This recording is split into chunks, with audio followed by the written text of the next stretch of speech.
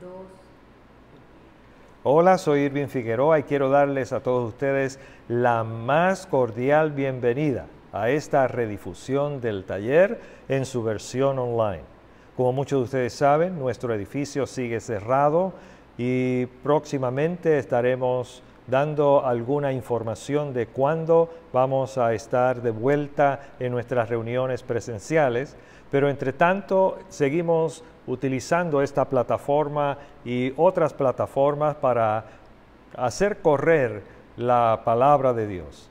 Una de las cosas importantes que queremos que tú sepas es que si te has perdido alguno de estos mensajes y quieres escuchar esta serie por completo o las series anteriores, puedes ir a varias plataformas. Una de ellas es YouTube. Puedes ir a YouTube bajo el taller Una Iglesia Irresistible y allí vas a encontrar los mensajes anteriores. Pero si quieres escuchar los podcasts, puedes hacerlos visitando iTunes, iVoox o Spotify y lo vas a escuchar completamente gratis. Hoy continuamos la serie que hemos titulado ¿Para qué rayos? Y es una serie sobre una de las creencias más asombrosas que tienen los cristianos, la creencia de que Dios se hizo uno de nosotros. La pregunta es, ¿para qué rayos Dios hizo esto? ¿Cómo es que Dios ha venido a irrumpir en la historia? ¿Qué lo obligó a vivir entre nosotros como uno de nosotros? Juan fue uno de los testigos de estos hechos y él dijo que el Verbo, refiriéndose a Jesús, el Verbo se hizo hombre y habitó entre nosotros y hemos contemplado su gloria, la gloria que corresponde al Hijo unigénito del Padre, lleno de gracia y de verdad. Pero la pregunta es, ¿para qué rayos? ¿Para qué rayos Jesús vino al mundo? La semana pasada dimos la primera respuesta. Dijimos que Jesús vino para demostrar y comunicar cómo es Dios. Si tú deseas saber cómo es Dios, solo tienes que mirar a Jesús. Si deseas saber lo que Dios dice, solo tienes que escuchar lo que Jesús dice. Si deseas saber lo que Dios hace, solo tienes que mirar lo que Jesús hace. Jesús dijo, el que me ha visto a mí, ha visto al Padre. En otras palabras, Jesús no reclamó tener la mejor explicación de Dios. Jesús reclamó ser la mejor explicación de Dios. Juan, en su evangelio, y como ya sabes, en el Nuevo Testamento hay 4 evangelios, Mateo, Marcos, Lucas, Juan. Juan añade estas palabras y dice, a Dios nadie lo ha visto nunca. El unigénito Hijo de Dios es quien lo ha dado a conocer. Y hoy volvemos a hacernos la pregunta, ¿para qué rayos vino Jesús a este mundo? Y vamos a explorar una segunda afirmación, pero antes vamos a ver una historia y vamos a ver cuál es su punto y al final vamos a aterrizar en la segunda afirmación que da respuesta a esta pregunta. Si tienes tu Biblia contigo o si luego quieres ver dónde están estos versículos, estamos en Juan capítulo 9, comenzando con el versículo 1.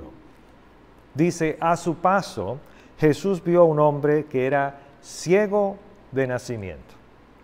En otras palabras, no era un hombre que tenía una visión 20/200, sino que era alguien que jamás había visto los colores, las imágenes, el mundo como tú y yo tal vez lo podemos ver. Nunca había visto, porque no había una conexión entre su nervio óptico y la corteza visual de su cerebro. Y sus discípulos, versículo 2, le preguntaron a Jesús: Rabí, para que este hombre haya nacido ciego, ¿quién pecó, él o sus padres? La teología popular decía: tu sufrimiento es tu falta o la falta de alguien. Tu sufrimiento es castigo de Dios. Hoy día mucha gente vive atrapada por esta teología, por esta manera de pensar. Y se pregunta ante sus sufrimientos: ¿por qué a mí? ¿Qué he hecho para merecer este castigo? ¿Dónde está Dios cuando lo necesito? Jesús respondió con una tercera opción. No fue por la culpa de él ni de sus padres, nació ciego para que todos vieran el poder de Dios en él. Y entonces esto es un concepto totalmente novedoso. No estaba en su teología. Muchas veces el dolor no es resultado directo del pecado. Déjame darte una nueva categoría. El dolor tiene propósito. Dios desea usar nuestro dolor con un propósito mayor. Y muchas veces tu sufrimiento, tu dolor, es una oportunidad para el poder de Dios en tu vida. Como pastor, yo escucho constantemente a la gente que sufre. La gente llama cuando tiene una emergencia, casi nunca llaman cuando tienen una gran alegría, casi siempre llaman cuando tienen un gran problema. Y buscan saber cuál es el propósito de su dolor, cuál es el propósito, si hay alguno, en el sufrimiento que están experimentando. Y esto nos lleva a una primera lección en esta historia de este hombre ciego, y es que Dios despliega su poder en nuestro dolor. Dios puede cambiar lo que no podemos cambiar y puede usar lo que no podemos cambiar. Porque la realidad es que muchas veces nuestras circunstancias no cambian o no cambiarán. Pero cuando sufrimos, no significa que haya hecho algo mal, porque el sufrimiento no es un castigo de Dios. Ahora la historia de este hombre ciego que está ante Jesús, la historia se vuelve ridícula. En el versículo 6 dice que Jesús escupió en el suelo, hizo lodo con la saliva y de momento lo untó en los ojos del ciego. Y le dijo: ve a lavarte en el estanque de Siloé, que significa enviado. Y entonces el hombre se fue, se lavó y regresó viendo. El método no parece para nada ortodoxo. Le untó lodo ensalivado. Algunos niños, a lo mejor que están escuchando, podrían decir: ¡guau! ¿Qué es eso? Lo envió a caminar unos kilómetros con lodo en su cara, sobre sus ojos, para que fuese a lavarse a ese estanque. Y el hombre fue al estanque, se lavó su cara, se lavó bien sus ojos y comenzó a regresar, y todavía nada había ocurrido hasta que de pronto algo sucedió. Sus ojos empezaron a ver cosas que jamás en su vida habían visto: colores, imágenes, movimientos. El hombre regresó viendo. Ahora mira lo que pasa. Cuando él se va acercando a sus amigos y a sus vecinos, está posiblemente emocionadísimo. En el versículo 8 dice que los vecinos le dijeron, es imposible que haya sido sanado. ¿Quién es este? Es imposible que haya sido sanado. Y en el versículo 16, en esta historia, los fariseos se enteraron y al enterarse cuestionaron la sanidad de este hombre joven, porque era sábado y Dios toma un día libre a la semana. Los fariseos le dijeron, Jesús no puede ser enviado de Dios, no cumple las reglas, porque es sábado y Dios no trabaja los sábados. En el versículo 17, por eso interrogaron de nuevo al ciego y le preguntaron, ¿y qué opinas tú de él? Y el hombre le respondió, yo creo que es un profeta. Los fariseos no podían entender cómo Jesús había sanado a este hombre ciego en un día en que no se podía sanar a nadie, en un día en que Dios estaba descansando. Jesús no cumplía con las reglas y ellos creían que Dios estaba metido en una caja. Tenían un sofisticado sistema teológico y en medio de la realidad del sufrimiento humano era imposible que una situación tan liberadora como esta hubiese ocurrido. ¿Por qué Dios enviaría a su Hijo y no enviaría solamente información? Cuestionaron a la familia del joven, llamaron a sus padres para saber qué opinaban ellos. Ellos estaban llenos de miedo, sabían que lo podían botar, echar de la sinagoga. Y vino entonces la pregunta, ¿qué ustedes creen? Y los papás dijeron, pregúntele a nuestro hijo, ya él es un adulto. Le preguntaron a este joven, ¿qué tú crees? ¿Cuál es ahora tu opinión acerca de Jesús? Y él le respondió, lo único que sé, versículo 25, y me encanta lo que él dice, lo único que sé es que yo era ciego y ahora veo. Pero ellos le insistieron, ¿qué te hizo? ¿Cómo te abrió los ojos? El joven dijo, ya entiendo, es que ustedes también quieren ser sus discípulos y quieren que yo vuelva a repetirles la historia de lo que Jesús hizo. Y entonces se molestaron y echaron a este joven, lo echaron de la sinagoga, lo echaron del sistema. Y en el versículo 24 concluyeron que Jesús era un pecador. Escucha, la religión puede impedir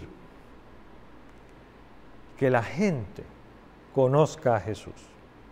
La religión puede hacer que tu versión de Dios es la de Dios metido en una caja. Y esto es importante, porque Dios extiende su misericordia más allá de nuestra teología. ¿Qué aprendemos de Dios mediante su Hijo? Que Dios extiende su misericordia más allá de la teología. Todos los sistemas teológicos del cristianismo, del judaísmo, del islamismo, todos los sistemas teológicos ponen muchas veces techo en la misericordia de Dios. Y algunas personas quedan fuera de la misericordia. Algunas personas quedan fuera de los límites. Pero Jesús, y esto me encanta, Jesús plantea que la misericordia de nuestro Padre Celestial fluye sobre cualquier sistema que nosotros fabriquemos. Y nota cómo termina esta historia. En el versículo 35. El joven ha sido expulsado. Su familia ha sido expulsado. Todos están fuera del sistema. Todos están fuera del alcance de la misericordia. Pero dice el versículo 35. Jesús se enteró de que habían expulsado a aquel hombre y al encontrarlo. Oh, un momento. Antes de que Jesús le haga la pregunta. Se enteró de que lo han expulsado. Se enteró de lo que había pasado. Y entonces le pregunta a este muchacho que ha ido a buscar en medio de la multitud de la gente, ¿crees en el Hijo del Hombre? Y él dice, ¿quién es, Señor? Quiero creer en Él. Y Jesús le dice, ya lo has visto y está hablando contigo. Sí, Señor, creo. Y adoró a Jesús. Dios toma interés personal en la gente individual. Jesús sanó a mucha gente. En los evangelios, en Mateo, Marcos, Lucas, Juan, tú encuentras 37 actos de sanidad de parte de Jesús. Cada sanidad que hizo Jesús fue una persona a la vez. Y la razón es porque cada persona le importa a Dios. El sistema había echado a este muchacho. Jesús fue hasta encontrarlo. En una ocasión, Dios se hizo como uno de nosotros y vivió entre nosotros. ¿Para qué rayos Jesús vino a este mundo? La primera razón, para clarificarnos cómo es nuestro Padre Celestial. Mientras más te acercas a Jesús, más te acercas a tu Padre Celestial. Y cuando tú deseas saber cómo es Dios, Jesús dice, solo tienes que ver lo que yo digo y lo que yo hago. ¿Para qué vino Jesús al mundo? La segunda razón, para aliviar nuestro dolor, para darnos esperanza en medio de nuestro sufrimiento. Dios despliega su poder en nuestro dolor, extiende su misericordia más allá de la teología y tiene interés personal en ti como persona. Y de esto es lo que queremos nosotros hoy volver a decirte, que Dios te ama profundamente, más de lo que tú te imaginas. Y en medio de tu dolor, en medio de tu sufrimiento, Él está cerca. No se trata de quién ha pecado, se trata de que es una oportunidad para el amor y el poder de Dios en tu vida. Y no estás lejos o fuera del alcance de la misericordia de Dios.